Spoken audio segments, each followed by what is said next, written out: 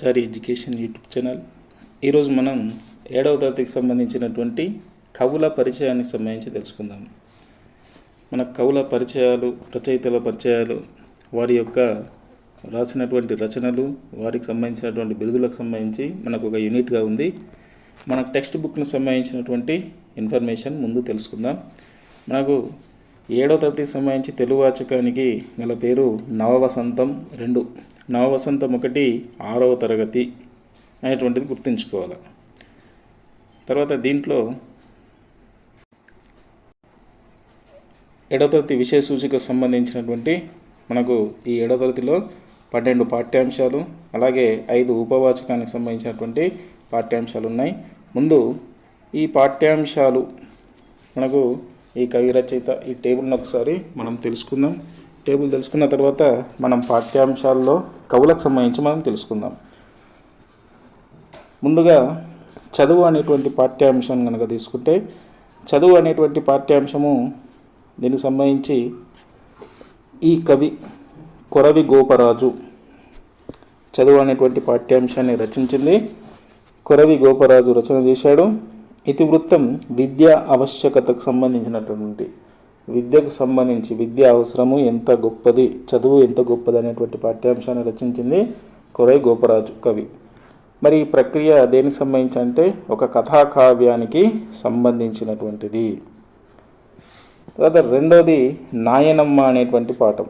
ఈ నాయనమ్మ అనేటువంటి పాఠం ఇది ఇతివృత్తం వృద్ధుల పట్ల వైఖరి, కుటుంబ విలువలు ఏ విధంగా ఉండాలి, వృద్ధుల పట్ల వైఖరి, కుటుంబ విలువలు ఏ విధంగా ఉండాలనేటువంటిది నాయనమ్మకు సంబంధించి మనకి ఇతివృత్తాన్ని చేర్చడం జరిగింది. మరి ఇది ఏ విధంగా ఉంటుందంటే ఒక కథానిక రూపంలో ఉండడం జరుగుతుంది. తర్వాత శతకసుధ అనేటువంటి పాఠ్యాంశము. ఈ శతకసుధ అనేటువంటి పాఠ్యాంశము దీన్ని ఎవరు రచించారంటే శతక కవులు రచించారు.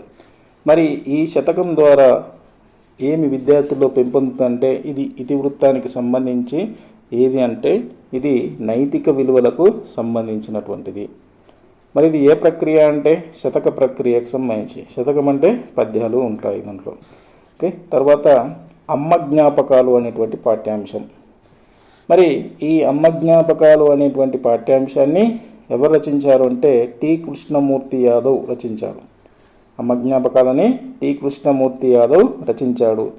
ఇది ఇతివృత్తం తల్లి ప్రేమ అంటే మాతృప్రేమకు సంబంధించినటువంటి ఇతివృత్తంగా ఉంది. మరి ఇది ఈ పాఠ్యాంశం అమ్మ జ్ఞాపకాలు ఏ ప్రక్రియలో ఉందంటే వచన కవిత ప్రక్రియలో ఉంది. తర్వాత పల్లె అందాలు, మొన్న టెట్లో అడిగినటువంటి ప్రశ్న. పల్లె అందాలు రచించినటువంటి కవి ఎవరు? ఆచి వెంకటాచార్యులు. మరి ఇది ఇతివృత్తం గ్రామ సౌందర్య చిత్రణం అంటే గ్రామంలో ఎంత సౌందర్యంగా ఉంటుంది అనేటువంటిది. మరి ఇది ఏ ప్రక్రియకు సంబంధించింది అంటే కావ్య ప్రక్రియకు సంబంధించింది. తర్వాత ప్రేరణ అనేటువంటి పాఠ్యాంశం. ప్రేరణ అనేటువంటి పాఠ్యాంశం ఏపీజే అబ్దుల్ కలాం సంబంధించినటువంటిది. ఏపీజే అబ్దుల్ కలాం సంబంధించి. తర్వాత ఇది మరి దేనికి సంబంధించి ఇతివృత్తం అంటే వ్యక్తిత్వ వికాసం, పర్సనాలిటీ డెవలప్మెంట్ కావడానికి ఈ పాఠ్యాంశం పనికొస్తుంది. మరి ఇది ఏ ప్రక్రియలో చెప్పారంటే ఆత్మకథ, తనకు సంబంధించి రాసుకుంటారు కాబట్టి ఆత్మకథకు సంబంధించినటువంటి ప్రక్రియ.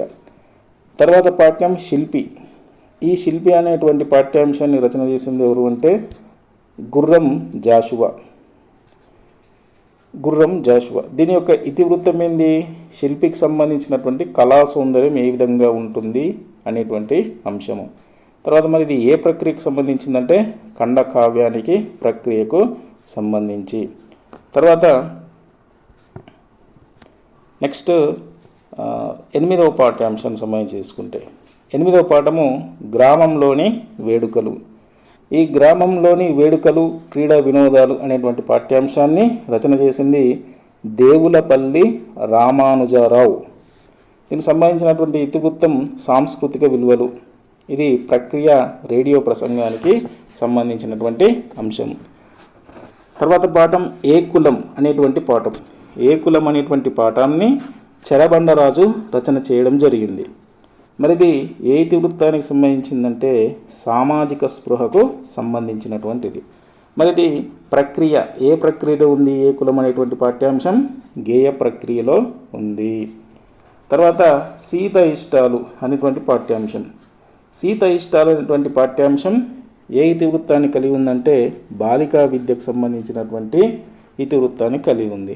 మనది సీత ఇష్టాలు అనేటువంటి పాఠం ఏ ప్రక్రియలో ఉంది అంటే బుర్రకథ అనేటువంటి ప్రక్రియలో ఉంది. తర్వాత పాఠం స్త్రీలు పొంగిన జీవగడ్డ. స్త్రీలు పొంగిన జీవగడ్డ అనేటువంటి పాఠ్యాంశాన్ని రాయప్రోలు సుబ్బారావు రచించాడు. దీని యొక్క ఇతివృత్తం దేశభక్తికి సంబంధించి. ఈ ప్రక్రియ గేయ ప్రక్రియ. స్త్రీలు పొంగిన జీవగడ్డ అనేటువంటిది గేయ ప్రక్రియ అనేటువంటి పాఠ్యాంశం. తర్వాత రాణి శంకరమ్మ అనేటువంటి పాఠ్యాంశం. ఈ రాణి శంకరమ్మ అనేటువంటి పాఠ్యాంశం ఇది ఏ ఇతివృత్తానికి సంబంధించిందంటే చారిత్రక వీరగాథకు సంబంధించినటువంటిది. మరి ప్రక్రియ ఏ విధంగా ఉందంటే గేయ కథకు సంబంధించినటువంటి అంశం. ఇవి మనకు 12 పాఠ్యాంశాలకు సంబంధించినటువంటి కవులు, రచయితలు, ఇతివృత్తం, ప్రక్రియకు సంబంధించి. ఇక మనము చదువు అనేటువంటి పాఠ్యాంశానికి సంబంధించి కొరవి గోపరాజు అతనికి సంబంధించినటువంటి కవి పరిచయాలకు సంబంధించి మనం తెలుసుకుందాం. మొదటి పాఠం చదువు అనేటువంటి పాఠ్యాంశం. ఈ చదువు అనేటువంటి పాఠ్యాంశాన్ని కొరవి గోపరాజు రచించడం జరిగింది. ఈ చదువుకు సంబంధించినటువంటి ఆవశ్యకత చెప్పడానికి మనకు ఈ పద్యాన్ని ఇవ్వడం జరిగింది. సార్ చూసుకోవాలి. మనం ముందు ఓన్లీ కవుల పరిచయాలకు సంబంధించి తెలుసుకుంటాం. మళ్ళీ ఇంకొక సెకండ్ ట్రిప్ మనం ఏం చేద్దామంటే ఒక్కొక్క పాఠ్యాంశంలో ఉన్నటువంటి పద్యాలకు సంబంధించినటువంటి ఆ పదాలకు సంబంధించినటువంటి సందులు, సమాసాలు, అలంకారము, ఛందస్సుకు సంబంధించినటువంటి అంశాలు తెలుసుకుందాం. మనం ఇప్పుడు తెలుసుకోవాల్సినటువంటి ఓన్లీ కవికి సంబంధించి, రచయితకు సంబంధించినటువంటి పరిచయాలు అనేటువంటి మనం తెలుసుకుందాం. ఈ చదువుకు సంబంధించి కొరవి గోపరాజు అనేటువంటి వాడు మనకు రాయడం జరిగింది. ఈ పాఠ్య నేపథ్యం చూసుకుంటే ఒకప్పుడు ఉజ్జయిని రాజ్యానికి రాజు విక్రమార్కుడు. ఒకప్పుడు ఉజ్జయినికి రాజ్యానికి రాజు విక్రమార్కుడు. అతని తరువాత కాలంలో భోజరాజు ఆ రాజ్యాన్ని పరిపాలించాడు. ఏ రాజ్యాన్ని? ఉజ్జయిని అనేటువంటి రాజ్యాన్ని ఒకప్పుడు రాజా విక్రమార్కుడు పరిపాలిస్తే ప్రస్తుతం భోజరాజు పరిపాలిస్తున్నాడు. మరి భోజరాజు విక్రమార్కుని కథలు అనేకంగా వినేటువంటి వాడు. అంటే ఇంతకుముందు తన పూర్వీకులు కాబట్టి అతని యొక్క కథలు అనేకంగా వినేటువంటి వాడు. ఆ కథల్లో కమలాకరుని యొక్క కథ ఒకటి. ఆయన ఎక్కువగా వినేటువంటి కథల్లో కమలాకరుని యొక్క కథ ఒకటి. కమలాకరునికి చదువు పట్ల ఎటువంటి ఆసక్తి లేదు. తండ్రి త్రివిక్రముడు. కమలాకరుని యొక్క తండ్రి పేరు త్రివిక్రముడు. చదువు గొప్పతనాన్ని తెలుపుతూ కొడుకును మందలిస్తాడు. ఈ మందలించిన విధానం, కమలాకరుడు మారిన పద్ధతి ఈ పాఠంలో ఉన్నది. మరి ఈ పాఠం ఎందుకంటే చదువు యొక్క ఆవశ్యకతను తెలియజేయడం ఈ పాఠ్యాంశం యొక్క ముఖ్య ఉద్దేశం. ఉజ్జయిని రాజ్యానికి రాజు విక్రమార్కుడు పరిపాలిస్తున్నాడు ఒకప్పుడు. తర్వాత భోజరాజు అతనికి విక్రమార్కుని కథలంటే అనేకంగా వినేవాడు. అందులో కమలాకరుని కథ ఒకటి. కమలాకరునికి చదువు పట్ల ఎటువంటి ఆసక్తి లేదు. తండ్రి త్రివిక్రముడు ఏ విధంగా మందలిస్తున్నాడు, చదువు గొప్పతనాన్ని ఏ విధంగా చెప్తున్నాడు అనేటువంటిది ఈ పాఠానికి సంబంధించినటువంటి నేపథ్యం, ఉద్దేశం. తర్వాత పాఠ్యభాగ వివరాలకు సంబంధించి తీసుకుంటే ఈ పాఠానికి సంబంధించి ఇది కథాకావ్యానికి సంబంధించి ఏ పాఠ్యాంశము? చదువు అనేటువంటి పాఠ్యాంశము కథాకావ్య ప్రక్రియకు సంబంధించింది. మనం ఇప్పుడే తెలుసుకున్నాం టేబుల్లో విషయ సూచికలో. చదువు అనేటువంటి పాఠం ఏ ప్రక్రియకి చెందిందంటే కథాకావ్యానికి చెందినటువంటిది. వివిధ కథల సమాహార కావ్యము కథాకావ్యం. వివిధ కథల సమాహార కావ్యం కథాకావ్యం. దీనిలో వస్తు ప్రధానం, రమణీయ కథన విధానం కలిగిన కావ్యమే కథాకావ్యం అని చెప్పొచ్చు. నీతిని, వ్యవహార దక్షతను, కార్యకుశలతను, ఉత్తమ గుణాలను పెంపొందించే కథలు ఇందులో ఉంటాయి. మరి కొరవి గోపరాజు రచించిన సింహాసన ద్వాత్రింశిక చతుర్ద్వాశ్వాసంలోనిది ఈ కథ. ముఖ్యంగా ఏ అంశం ఇక్కడ? కొరవి గోపరాజు రచించిన సింహాసన ద్వాత్రింశికలోని చతుర్దాశ్వాసము. చదువు అనేటువంటి పాఠ్యాంశము దేని నుంచి గ్రహించబడిందంటే సింహాసన ద్వాత్రింశికలోని చతుర్దాశ్వాసం నుంచి గ్రహించబడినది. భోజరాజుకు 9వ సాలబంజిక ఈ కథను చెప్తుంది. ఏ కథ? ఈ చదువుకు సంబంధించినటువంటి కమలాకరునికి సంబంధించినటువంటి కథ చెప్పుతుంది. ఇది పాఠ్యభాగ వివరాలు. ఇక కొరవి గోపరాజుకు సంబంధించి మనం తెలుసుకుంటే, కొరవి గోపరాజు తల్లిదండ్రులు కామాంబిక, కొరవి కసవరాజు. కొరవి గోపరాజు యొక్క తల్లిదండ్రులు కామాంబిక, కొరవి కసవరాజు. మరి కొరవి గోపరాజు నిజామాబాద్ జిల్లాలోని భీంగాల్ ప్రాంతం వాడు. నాటి పల్లికొండ సంస్థానాధీశుడు మహారాజు రాణా మల్లన ఆస్థాన పండితుడు. కొరవి గోపరాజు ఎక్కడి ఆస్థానాధీశుడు? ఎలాంటి సంస్థానాధీశుడు అంటే పల్లికొండ సంస్థానాధీశుడు. మరి ఎవరి దగ్గర ఆస్థానంలో ఉన్నాడంటే మహారాజు రాణా మల్లన ఆస్థాన పండితుడు కొరవి గోపరాజు. మరి సాహిత్యంతో పాటు రాజనీతి, ఛందస్సు, యోగం, జ్యోతిష్యం మొదలైన శాస్త్రాలలో కొరవి గోపరాజు ప్రవీణుడు. అందరికీ సులభంగా అర్థమయ్యే విధంగా కథలు చెప్పడం ఈయన యొక్క ప్రత్యేకత. ఓకే, అయితే దీంట్లో ముఖ్యమైనటువంటి కొరవి గోపరాజు తల్లిదండ్రులు కామాంబిక, కొరవి కసవరాజు. ఇతడు నిజామాబాద్ జిల్లాలోని భీంగల్ ప్రాంతం వాడు. పల్లికొండ సంస్థానాధీశుడైనటువంటి మహారాజా రాణా మల్లన ఆస్థాన పండితుడు. ఇతను రాజనీతి, ఛందస్సు, యోగం, జ్యోతిష్యంలో ప్రవీణుడు. ఇది కొరవి గోపరాజుకు సంబంధించినటువంటి అంశం. ఈ చదువు అనేటువంటి పాఠ్యాంశానికి సంబంధించి కవి పరిచయం ఇది. రెండవ పాఠ్యాంశం నాయనమ్మ. ఈ నాయనమ్మ పాఠ్యాంశం ఇది. దీనికి కవి కానీ రచయిత కానీ లేడు. ఈ పాఠ్యాంశం యొక్క ఉద్దేశం, పాఠ్యభాగ వివరాలు మనం తెలుసుకుందాం. వృద్ధుల పట్ల సానుకూల వైఖరి పెంపొందించుకోవాలి. వారిని వెక్కిరించకుండా, అవమానించకుండా జాగ్రత్తగా సేవలు చేయాలి. ఒకవేళ మన వల్ల తప్పు జరిగితే పశ్చాత్తాపంతో క్షమాపణ అడగాలి. మానసిక పరివర్తన కలగాలి. పిల్లలు ఈర్ష్యాభావం విడిచిపెట్టాలని, పెద్దలకు ఎటువంటి అపకారం చేయకూడదని, వారి పట్ల గౌరవభావంతో మెలగాలని తెలియజేయడము ఏ పాఠ్యాంశం యొక్క ఉద్దేశం అంటే నాయనమ్మ పాఠ్యాంశం యొక్క ముఖ్య ఉద్దేశం.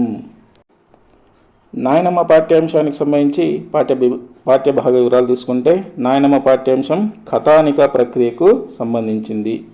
దీంట్లో క్లుప్తత, సరళత, పాత్రలకు తగిన సంభాషణలు, ఆకట్టుకునే కథనం కథానిక ప్రత్యేకత. మానవతా విలువలను తెలియజెప్పేదే కథానిక అనేటువంటిది అంశం. ఇది నాయనమ్మ అనేటువంటి పాఠ్యాంశానికి సంబంధించి. తర్వాత పాఠ్యాంశం శతకసుధ. ఈ శతకసుధ అనేటువంటి పాఠ్యాంశానికి సంబంధించి ఈ పాఠం శతక ప్రక్రియకు చెందినది. శతకం అంటే 100, 100కి పైగా పద్యాలతో ఉంటుంది. సాధారణంగా శతక పద్యాలలో పద్యానికి మకుటం ఉంటుంది. ఇవి ముక్తకాలు. శతకానికి సంబంధించి ఒక లక్షణం ఏంటంటే మకుటం ఉంటుంది. మరి ఇవి ముక్తకాలు. మరి ముక్తకాలు అంటే ఏంటంటే ఏ పద్యానికి అదే స్వతంత్ర భావంతో ఉంటుంది. ఉదాహరణకు వేమన శతకం తీసుకుంటే ఒక్కొక్క పద్యం ఒక్కొక్క అంశానికి సంబంధించి ఉంటుంది, అంటే అది స్వతంత్ర భావంతో ఉంటుంది. ప్రస్తుత పాఠంలో సుమతి, దాశరథి, నరసింహ, ముకేసరి, వేమన, నగ్న సత్యాలు, శ్రీ శ్రీనివాస బొమ్మల శతకం, యాదగిరి లక్ష్మీనరసింహ శతకంలోని పద్యాలు ఈ పాఠ్యాంశంలో మనకు ఉన్నాయి. వీళ్ళకు సంబంధించినటువంటి కవి పరిచయాలు మనం తెలుసుకుందాం. దీంట్లో మనకు సుమతి శతకం మనము ఇంతకుముందు క్లాస్లో కూడా మనం తెలుసుకుందాం. సుమతి శతకకర్త బద్దెన. ఇతను 13వ శతాబ్దానికి చెందినవాడు. సుమతి శతకకర్త ఎవరంటే బద్దెన. మనకు ఈ సెంటెన్స్ లౌకిక నీతులను అతి సులువుగా కందపద్యాలు విడిచి సుమతి శతకాన్ని రాసినటువంటి కవి బద్దెన. మరి బద్దెన ఎవరు? వేములవాడ చాళుక్యరాజు భద్రభూపాలుడే బద్దెన అనేటువంటిది చరిత్రకారుల అభిప్రాయం. ఈ విషయం 6th క్లాస్లో కూడా మనం తెలుసుకున్నాం. ఈయన సుమతి శతకంతో పాటు నీతి శాస్త్ర ముక్తావళి అనేటువంటి గ్రంథాన్ని కూడా రాయడం జరిగింది. ఇది బద్దెనకు సంబంధించి. తర్వాత దాశరథి శతకానికి సంబంధించి. దాశరథి శతకాన్ని ఎవరు రాశారంటే కంచర్ల గోపన్న. ఇతన్నే మనం రామదాసు అని అనుకుంటాం. రామదాసుగా పేరు పొందిన కంచల గోపన్న దాశరథి కరుణా పయోనిధి అన్న మకుటంతో శతకాన్ని రాసి భద్రాచల శ్రీరామచంద్రునికి అంకితం ఇచ్చాడు. ఇది కూడా ఇంపార్టెంట్, గుర్తుపెట్టుకోవాలి. కంచల గోపన్న దాశరథి కరుణాపయోనిధి అన్న మకుటంతో శతకాన్ని రాసి ఎవరికి అంకితం ఇచ్చాడు? శ్రీరామచంద్రునికి అంకితం ఇచ్చాడు. ఖమ్మం జిల్లా నేలకొండపల్లికి చెందిన ఈయన కీర్తనలు ఇప్పటికీ తెలుగువారి నాల్కలపై నాట్యమాడుతూనే ఉన్నాయి. ఇతను మరి 17వ శతాబ్దానికి చెందినటువంటి వాడు. తర్వాత నరసింహ శతకం.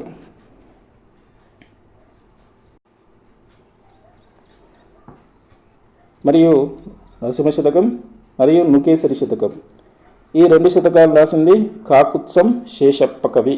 కాకుత్సం శేషప్ప కవి. ఇతను జగిత్యాల జిల్లా, ప్రస్తుతం ఇంతకుముందు కరీంనగర్ ఉండే, ఇప్పుడు జగిత్యాల జిల్లా. జగిత్యాల జిల్లాలో ధర్మపురి అనేటువంటి పట్టణం ఉంది, ప్రముఖ పుణ్యక్షేత్రం. ఈ ధర్మపురి నరసింహునికి తన జీవితాన్ని అంకితం ఇచ్చినటువంటి సత్కవి. ఇతను నరహరి శతకం, ధర్మపురి రామాయణం ఈయన రచనలు. ఇవి కూడా గుర్తుంచుకోవాల్సినటువంటి అవసరం ఉంది. ఏమేమి శతకాలు ఉన్నాయి ఇక్కడ? నరహరి శతకము, తర్వాత ధర్మపురి రామాయణము ఈయన రచనలు.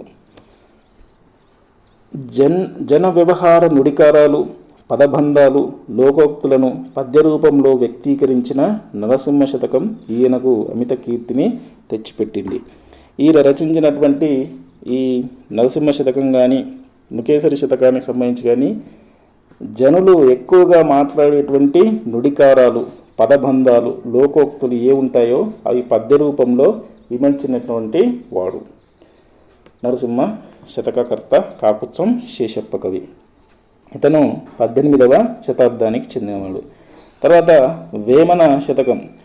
వేమన శతకానికి సంబంధించి మనకు వేమన పద్యం రాని తెలుగు వాళ్ళు ఉండరు.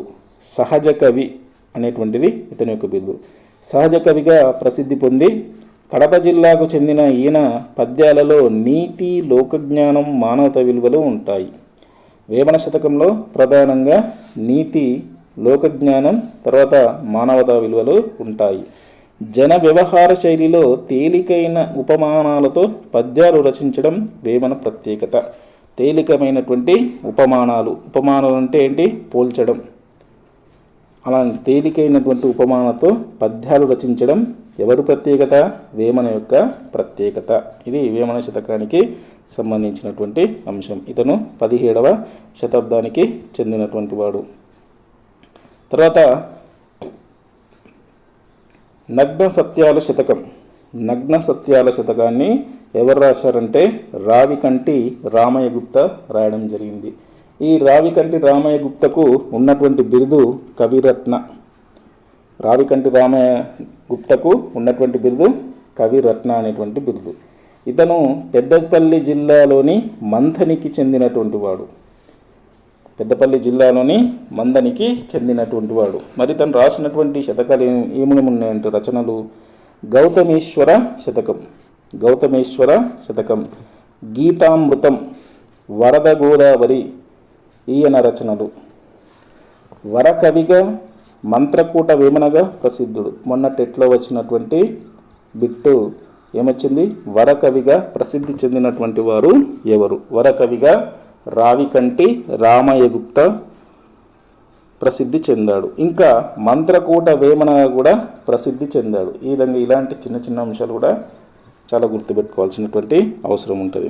మరి ఇతని యొక్క జననానికి సంబంధించి తీసుకుంటే 17/6/1936, తర్వాత 30/3/2009 సంవత్సరంలో స్వర్గస్థుడు కావడం జరిగింది. తర్వాత శ్రీనివాస బొమ్మల శతకం. శ్రీనివాస బొమ్మల శతకాన్ని అడపు చంద్రమౌళి రచించాడు. ఇతను వరంగల్ అర్బన్ జిల్లా రంగసాయిపేట గ్రామానికి చెందిన ఈయన బిరుదు కవి శశాంక. ఇలాంటి బిరుదులు కూడా గుర్తుంచుకోవాలి. కవిరత్న ఎవరు? కవి శశాంక ఎవరు? మంత్రకూట వేమనగా ప్రసిద్ధి చెందింది ఎవరు? తర్వాత వరకవి ఎవరు? అలాంటివన్నీ కూడా మనం షార్ట్ లిస్ట్ చేసుకోవాలి. మరి అడపు చంద్రమౌళి ఏమేమి రాశాడంటే వేములవాడ రాజరాజేశ్వర శతకాన్ని రాశాడు. రామాయణ రమణీయం ఇది పద్యకావ్యంగా రచించాడు. ఇది ఇతని యొక్క రచనలు. ఏంటి? వేములవాడ రాజరాజేశ్వర శతకాన్ని రచించాడు, రామాయణ రమణీయాన్ని పద్యకావ్యంగా రచించాడు, తర్వాత శ్రీ శ్రీనివాస బొమ్మల శతకాన్ని రచించాడు. ఇతని యొక్క ప్రత్యేకత ఏంటంటే సరళమైన భాషలో అందరికీ అర్థమయ్యే శైలిలో పద్యాలు రాయడం వీరి ప్రత్యేకత. ఏ కవికి సంబంధించి ఆ కవికి ప్రత్యేకమైనటువంటి స్టేట్మెంట్స్ ఇలా ఉన్నాయి, ఇవి జాగ్రత్తగా గుర్తుపెట్టుకోవాలి. తర్వాత ఇతని జననం 7/4/1939, 28/9/2009 ఇతని జననము, తర్వాత మరణానికి సంబంధించి. తర్వాత ఇంకో కవి శ్రీ యాదగిరి లక్ష్మీ నృసింహ శతకాన్ని రాసినటువంటి వారు శ్రీ దూపాటి సంపత్ కుమారాచార్య. యాదగిరి లక్ష్మీ నరసింహ శతకాన్ని రాసింది శ్రీ దూపాటి సంపత్ కుమారాచార్య. ఇతను ఏ జిల్లాకు చెందినవాడంటే ఖమ్మం జిల్లాకు చెందిన ఈయన యాదగిరివాస నృసింహ రమావిభో ప్రభో అనేటువంటి మకుటంతో చక్కని పద్యాలు రాశాడు. ఇవన్నీ భక్తితో పాటు నైతిక విలువలను పెంపొందింప చేస్తాయి. ఇతనికి సంబంధించి ఈ సమాచారం ఉంది. యాదగిరి లక్ష్మీ నరసింహ శతకాన్ని ఎవరు రాశారు? దూపాటి సంపత్ కుమారాచార్య రాశాడు. ఇతడు 20వ శతాబ్దానికి చెందినటువంటి వాడు. ఇవి మనకు ఈ కవులకు సంబంధించి. ఒక్కసారి చూడండి.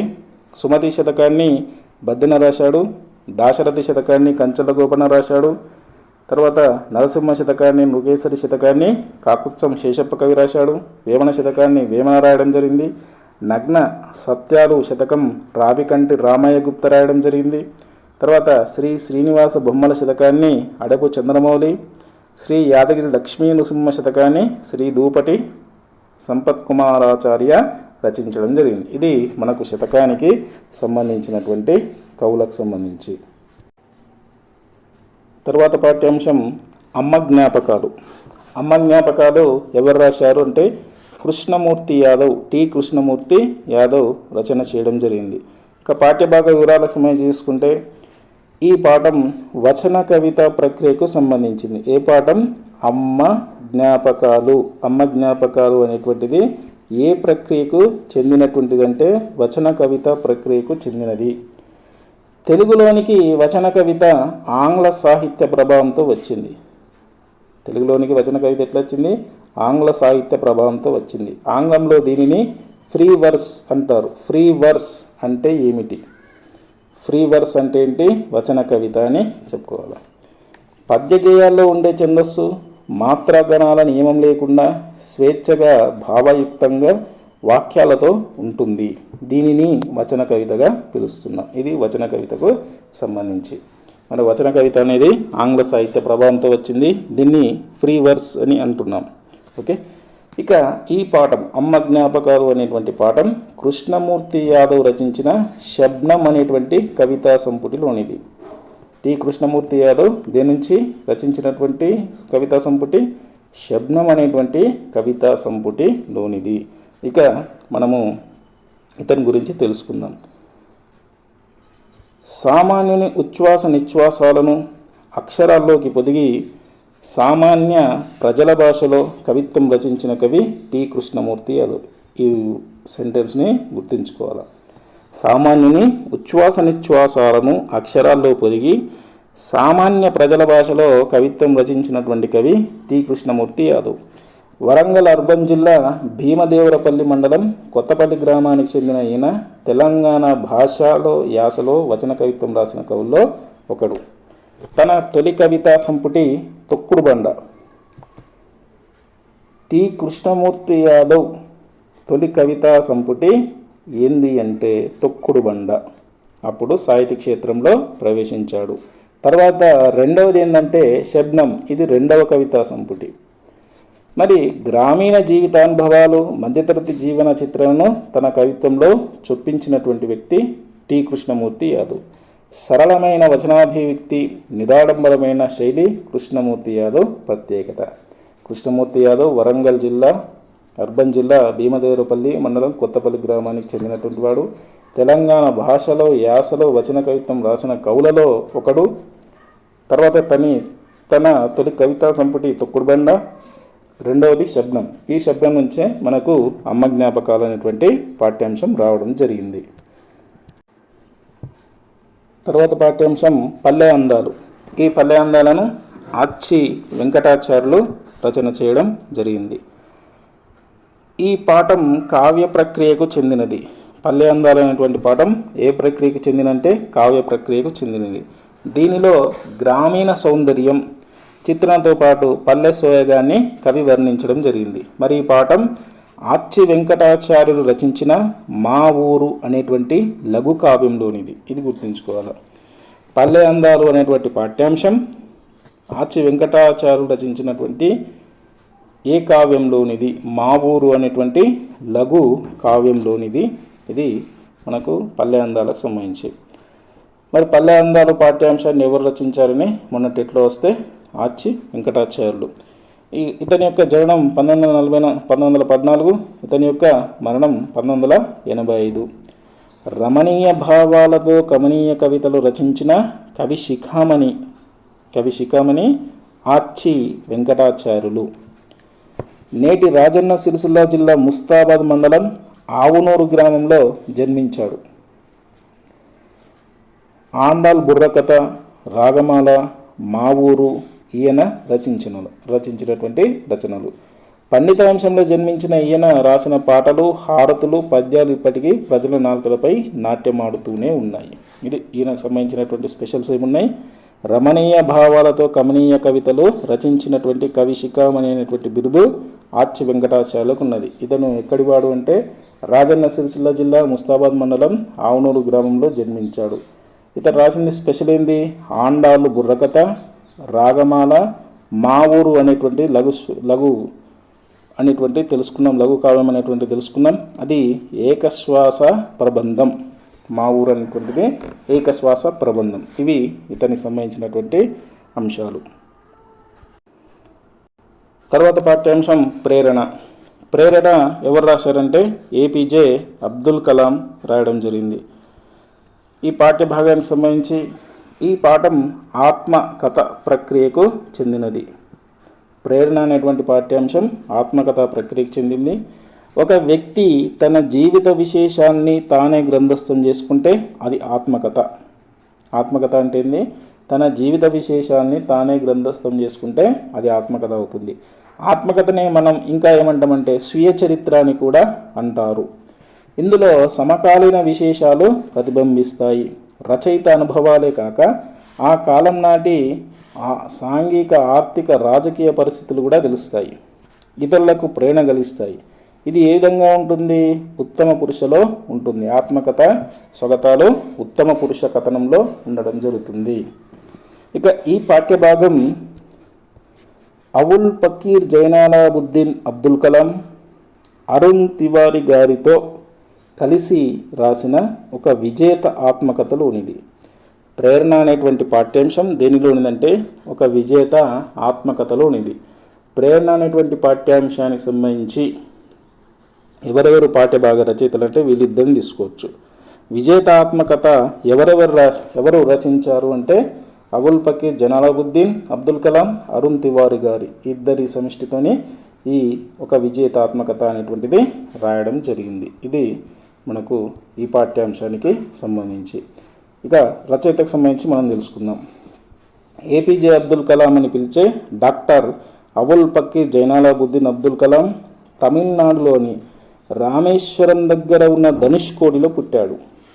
సామాన్య కుటుంబంలో పుట్టిన ఆయన పట్టుదల, క్రమశిక్షణ, అధిక జిజ్ఞాసతో ఇంజనీరుగా, శాస్త్రవేత్తగా, భారత రాష్ట్రపతిగా తన సేవలను ఈ జాతికి అందించాడు.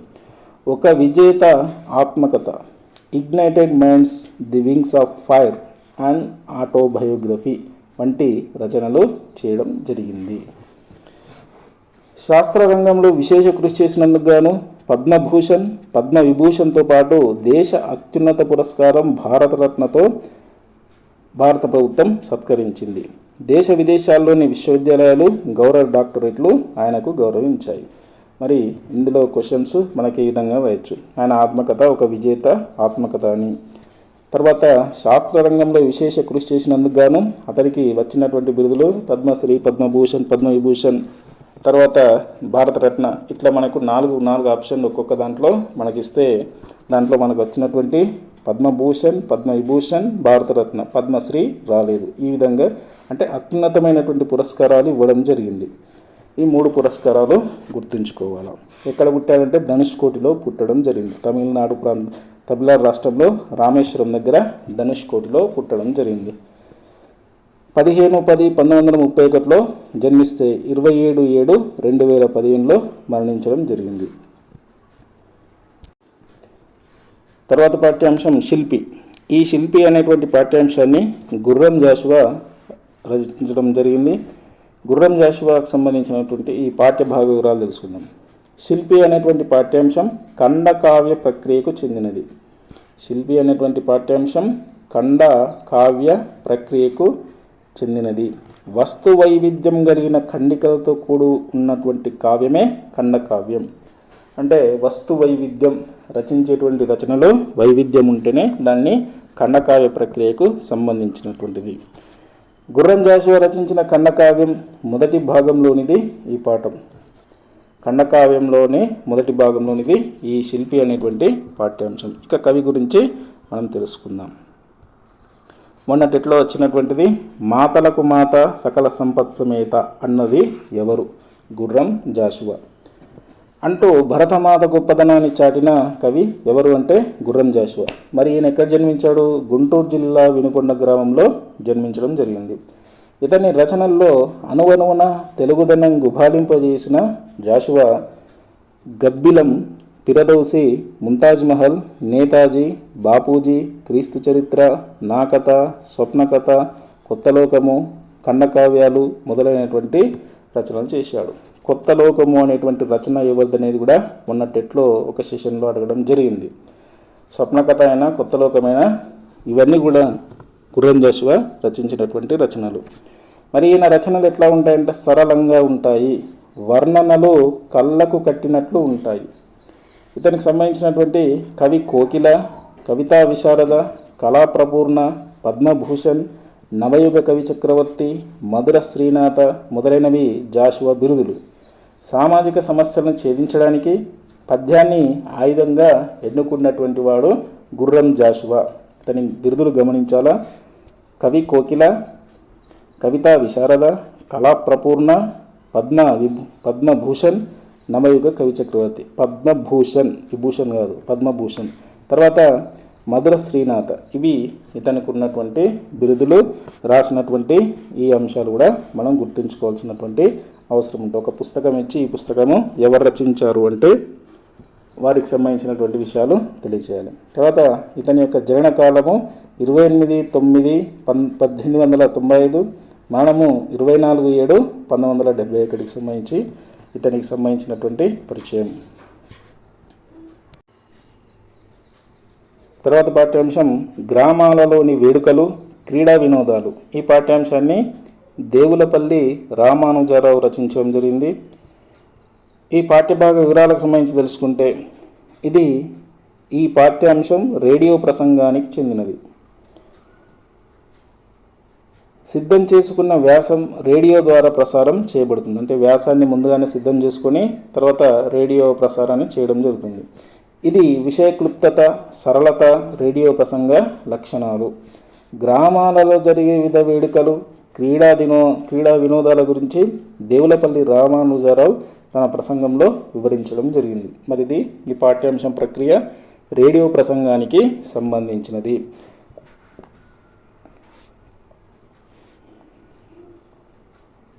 ఈ పాఠ్యాంశానికి సంబంధించి దేవులపల్లి రామానుజారావు గారు సంబంధించి తెలుసుకుందాం.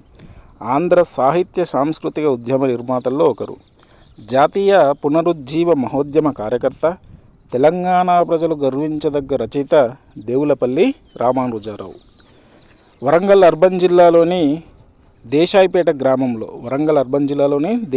గ్రామంలో వెంకటాచలపతిరావు, ఆండాలమ్మ దంపతులకు ఇతను జన్మించడం జరిగింది. ప్రాథమిక విద్య దేశాయిపేటలో, హై స్కూల్ విద్య హన్మకొండలో పూర్తి చేయడం జరిగింది. 1946 సంవత్సరంలో శోభ అనే సాహిత్య మాసపత్రికను ప్రారంభించి సంపాదకుడిగా ఉన్నాడు.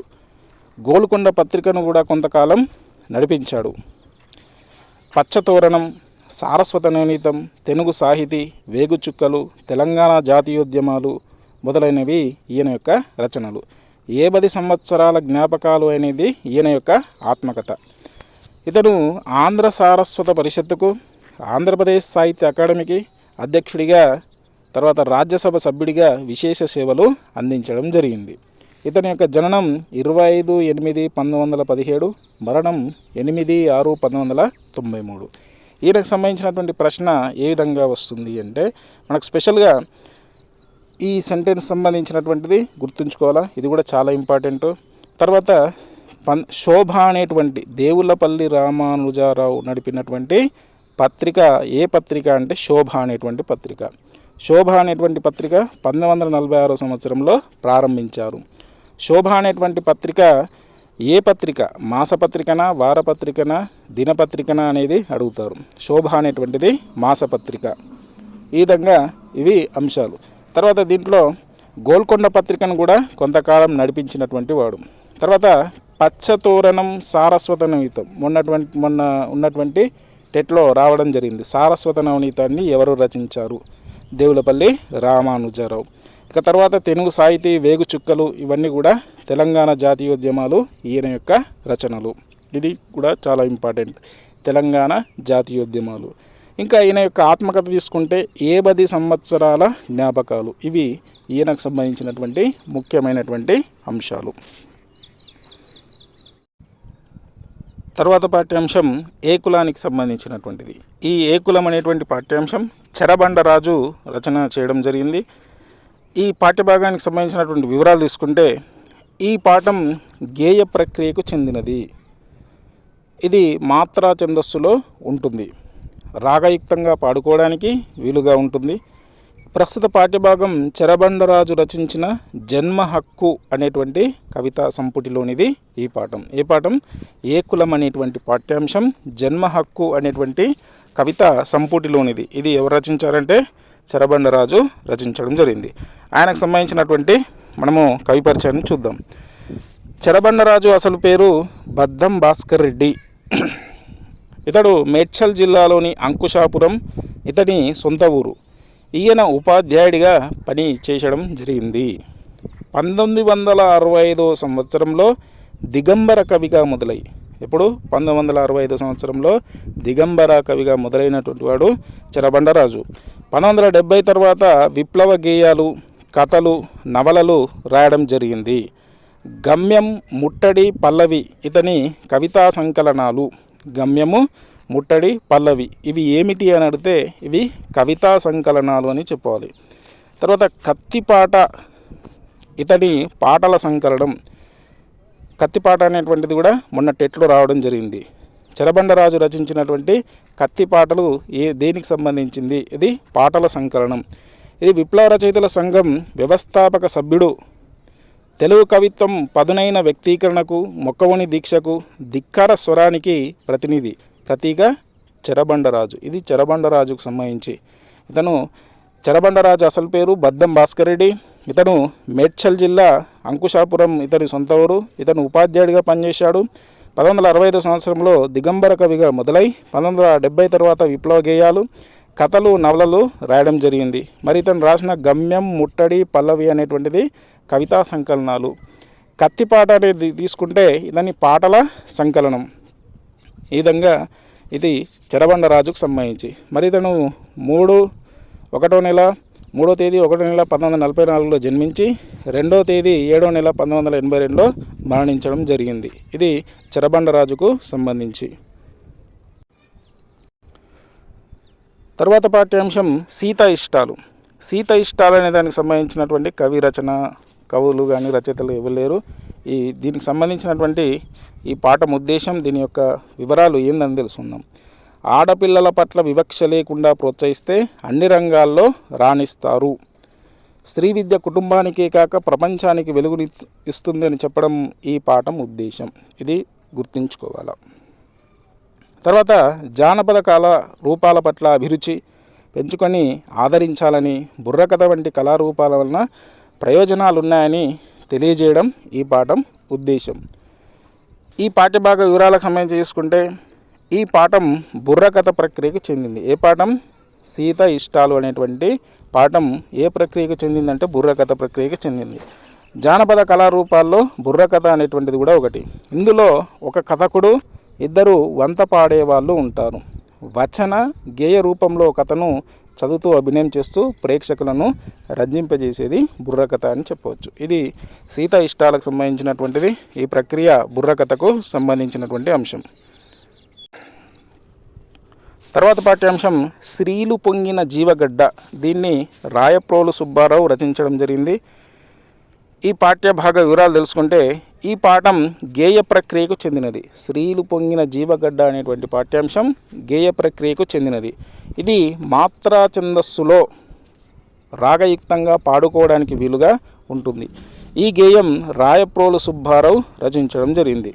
మరి ఈ గేయానికి సంబంధించి ఎవరు రాశారు? రాయప్రోలు సుబ్బారావు రాయడం జరిగింది. రాయప్రోలు సుబ్బారావు గురించి మనం తెలుసుకుందాం. భావకవిత్వానికి పేరెన్నికగన్న రాయప్రోలు సుబ్బారావు గుంటూరు జిల్లా గార్లపాడు గ్రామంలో జన్మించాడు. ఇతనికి సంబంధించినటువంటి తృణకంకణం, స్నేహలత, స్వప్నకుమార, కష్టకమల, ఆంధ్రావళి, జడకుచ్చులు, వనమాల మొదలైనటువంటి కావ్యాలను రచించడం జరిగింది. తర్వాత రమ్యాలోకం, మాధురీ దర్శనం అనేది ఈయన రాసిన లక్షణ గ్రంథాలు. అద్భుత వర్ణనలు, తెలుగుదనం, దేశభక్తి రాయప్రోలు కవిత్వంలో అడుగడుగునా కనిపిస్తాయి. ఇది రాయప్రోలు సుబ్బారావుకు సంబంధించినటువంటి కవి పరిచయం. ఇతను రాయప్రోలు సుబ్బారావు ఎక్కడికి సంబంధించినటువంటి వాడు? గుంటూరు జిల్లా గార్లపాడు గ్రామంలో జన్మించాడు. తృణకంకణం, స్నేహలత, స్వప్నకుమార, కష్టకమల, ఆంధ్రావళి, జడకుచ్చులు, వనమాల ఇవి కావ్యాలు. తర్వాత రమ్యాలోకం, మాధురీ దర్శనం అనేటువంటి లక్షణ గ్రంథాలు. రాయప్రోలు సుబ్బారావు రచించిన రమ్యాలోకం ఏంటి? నవలన, కవితన, లక్షణ గ్రంథమా అనేటువంటి ఆప్షన్స్ ఇట్లిస్తే ఈ రమ్యాలోకం, మాధురీ దర్శనం అనేటువంటి లక్షణ గ్రంథాలు. తర్వాత అద్భుత వర్ణనలు, తెలుగుదనం, దేశభక్తి ఇతని యొక్క కవిత్వంలో అడుగడుగునా కనిపిస్తాయి. ఇది రాయప్రోలు సుబ్బారావుకు సంబంధించింది. ఇతని జననం 13 మార్చి 1892, మరణం 30 జూన్ 1984 సంవత్సరం. తర్వాత పాఠ్యాంశం రాణి శంకరమ్మ అనేటువంటి పాఠ్యాంశం. ఈ రాణి శంకరమ్మ అనేటువంటి పాఠ్యాంశానికి సంబంధించి నేపథ్యం తెలుసుకుంటే తెలంగాణలో వీరనారీమణులకు కొదవలేదు. అటువంటి నారీమణులలో ఆందోళన సంస్థానాన్ని పాలించి శత్రువులను గడగడలాడించిన రాణి శంకరమ్మ ధైర్య సాహసాలు కలిగిన వీరవనిత. ఈమె సంగారెడ్డి సమీపంలోని గౌడిచెర్లలో 1702లో పుట్టింది. రాజమ్మ, సంగారెడ్డి దంపతులకు జన్మించిన శంకరమ్మ బాల్యం నుంచి నాయకత్వ లక్షణాలు పుణికిపుచ్చుకున్నది. ప్రజల్ని కన్నబిడ్డలుగా పరిపాలించిన రాణి శంకరమ్మ శత్రువుల పాలిట అపరకాలివలే ధైర్య సాహసాలు ప్రదర్శించింది. చరిత్రలో తనకంటూ చెరగని స్థానం సంపాదించుకుంది.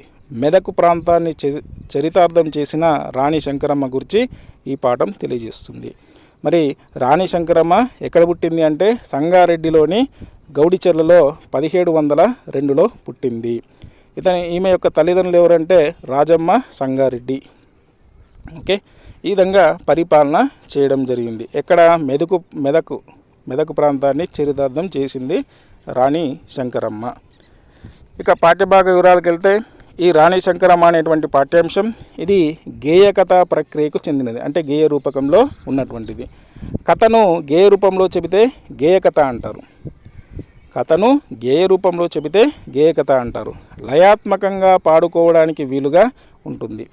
సంగారెడ్డి జిల్లాకు చెందిన కీర్తిశేషులు సంపన్ముడుంబై రంగకృష్ణమాచార్యులు రచించిన మెదక్ జిల్లా అంతర్గత అందవోలు శౌర్య వీరారెడ్డి త్రయం అనేటువంటి ఇది ఏంటి? వీరుల గాథలు అనేటువంటి పుస్తకం ఆధారంగా రూపొందించిన పాఠ్యాంశం. ఈ విధంగా మనకు ఏ విధంగా అయినా అడగచ్చు. రాణి శంకరమ్మ అనేటువంటి పాఠ్యాంశం దేని నుంచి గ్రహించబడింది, ఇతను రాసినటువంటిది ఏ పాఠ్యాంశం అని కూడా అడగచ్చు.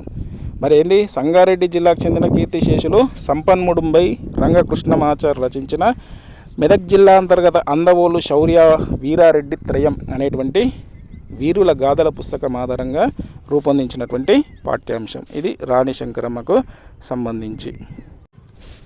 ఇవి మనకు 7వ తరగతిలోని పాఠ్యాంశాలకు సంబంధించినటువంటి కవులు రచయితలకు పాఠ్యభాగానికి సంబంధించినటువంటి సమాచారం.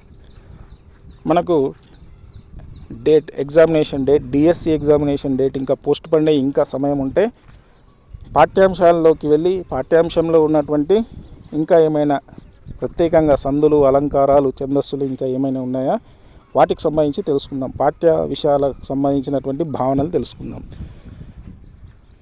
ఇప్పుడు నిన్నటి రోజు 6th క్లాస్, ఈరోజు 7th క్లాస్. ప్రతిరోజు ఒక్కొక్క క్లాస్ గురించి 10th క్లాస్ వరకు తెలుసుకుందాం. 10th క్లాస్ వరకు అయిపోయిన తర్వాత మళ్ళీ ఆ పాఠ్యాంశాలకు సంబంధించి ప్రతి పాఠ్యాంశంలో ఉన్నటువంటి భావనను మనం తెలుసుకుందాం.